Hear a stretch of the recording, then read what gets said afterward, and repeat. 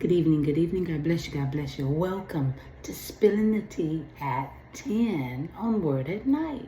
All right, now, last night we got a little dose of what we'll be talking about this week. And this week we're talking about liars or liar or someone who lies.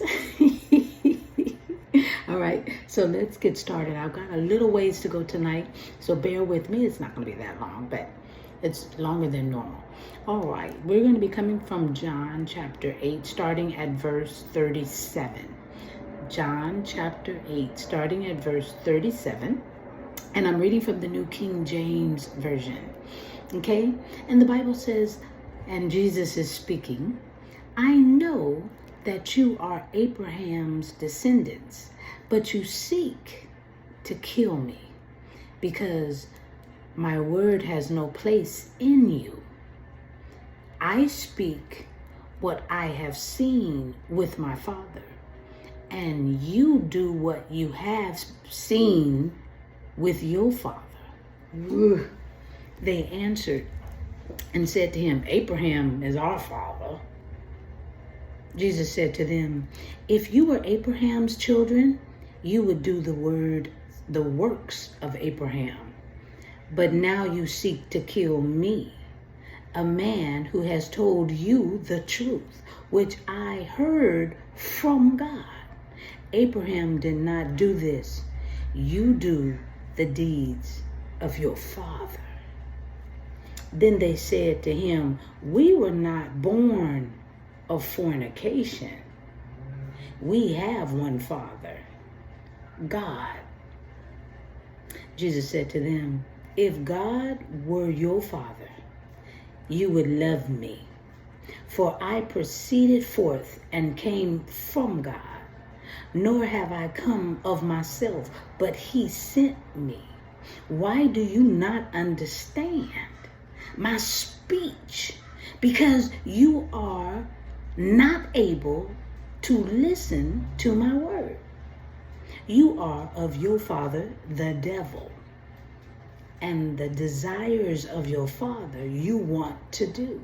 He was a murderer from the beginning and does not stand in the truth, because there is no truth in him. When he speaks a lie, he speaks from his own resources, for he is a liar and the father of it. But because I tell you the truth, you do not believe me. Which of you convicts me of sin? And if I tell the truth, why do you not believe me? He who is of God hears God's words. Therefore, you do not hear, because you are not of God. Oh my goodness.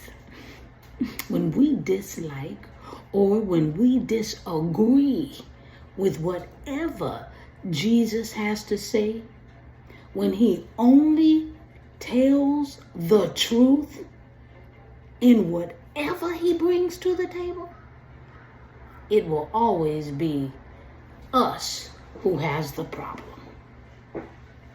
We have a problem if we don't understand or believe God's word. Whatever Jesus said, it is so, period. If we disagree with the word, then we are believing a lie. Then, if we believe a lie, then we're believing in the father of lies. Ooh. And all I can say is this: enough said. Enough said.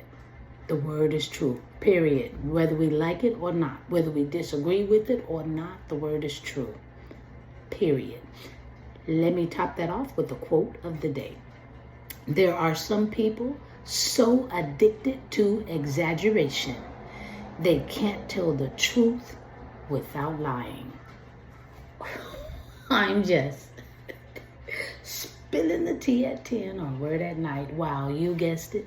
Sipping on my tea, except I'm going to have to sip when I get off because I left it in the other room and I'm so sorry. So anyway, let's pray. Gracious Father, we thank you for this night. We thank you for your word. We thank you for all that you've done for us, dear Heavenly Father. We thank you, Jesus, for taking on the responsibility and wanting to give us life, wanting to give us truth, wanting to share what we never would have known if you didn't share it, if you didn't live it, and if you didn't go through it. We thank you, Jesus.